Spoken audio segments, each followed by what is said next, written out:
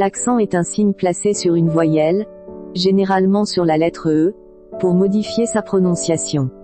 Il existe 3 sortes d'accents, l'accent aigu, l'accent grave et l'accent circonflexe. Ce cours s'intéresse particulièrement à l'accent aigu.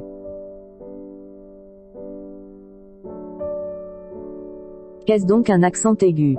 L'accent aigu est un trait minuscule oblique à droite, c'est-à-dire descendant de droite à gauche, placé uniquement sur le E fermé.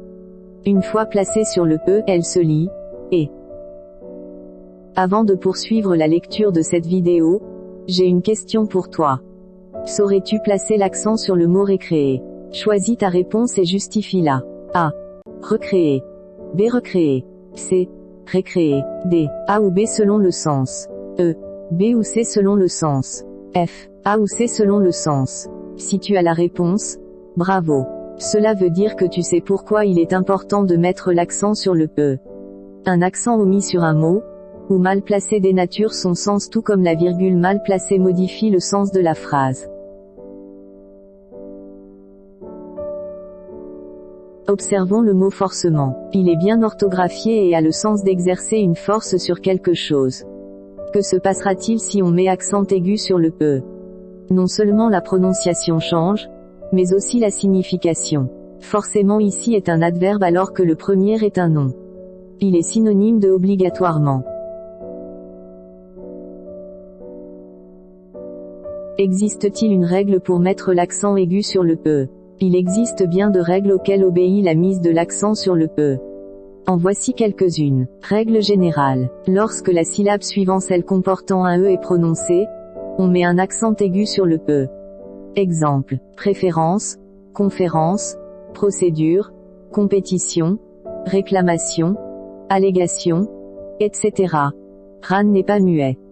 Par conséquent le E de fait porte l'accent aigu.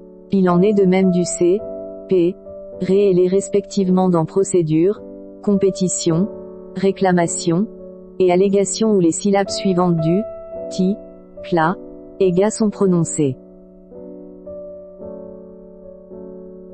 Règle numéro 2. On met généralement un accent aigu sur le E lorsqu'elle est la première syllabe du mot et que la consonne qui la suit n'est pas doublée.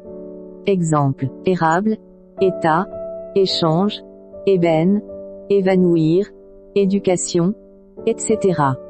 Cependant, eb, égido, éjusdem dans la locution adverbiale éjusdem fariné, r, érythropléum, ev, ewing dans l'expression sarcome d'ewing, et yalé font exception à la règle. Si vous avez d'autres mots qui n'obéissent pas à cette règle, ils sont les bienvenus en commentaire. Règle numéro 3. La syllabe finale des noms et adjectifs qualificatifs comportant un E porte en général un accent aigu. Exemple. Tranquillité, infinité, avéré, lacéré, acquiescer, canapé, etc. Règle numéro 4. Le participe passé des verbes du premier groupe porte un accent aigu. Exemple. Chanter, danser, oublier, porter, etc. Venons-en aux particularités de l'accent aigu. 1. Et se prononçait. A. L'accent aigu sur le E se prononce exceptionnellement est dans les verbes à sujet inversé au présent de l'indicatif avec la première personne du singulier. Exemple. Aimais-je, décidai-je, eussé-je, me demandai-je, etc. B.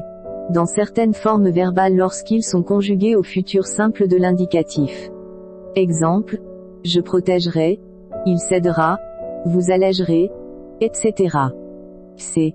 Certains mots comme allègement, événement, piétement se prononcent respectivement, allègement, événement, piétement. Recommandations. On recommande d'ailleurs ces dernières graphies pour une conformité de prononciation avec le E ouvert. 2. Le E sans accent qui se prononce et.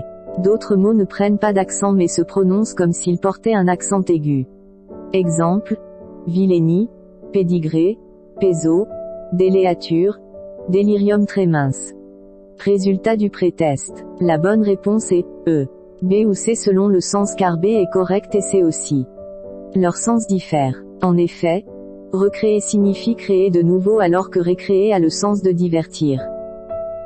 Des exercices d'application pour vérifier ce que nous venons d'apprendre. 1. Trouve la bonne place du « et » dans les mots suivants. Sécréter, secrétaire, cinéma, médecin, dégénérescence, degré, fermeté, écervelé, hébéphrénie, hébétement, réétudier, rééchelonnement, désintéressement, déterré, céleri. 2. Parmi les mots suscités, relève ceux dont l'accent aigu se prononce « est ». Un petit cadeau pour toi qui as fait l'effort de suivre la vidéo jusqu'à ici. Le savais-tu? Hétérogénéité fait partie des rares mots qui comportent le plus grand nombre d'accents aigus. Le mot bésique l'admet de graphie. Avec l'accent le E se prononce comme le E de bélier. Sans l'accent il se prononce comme le E de belote. Et c'est la fin de cette vidéo. Merci à vous qui l'avez suivi. À bientôt pour une autre séance.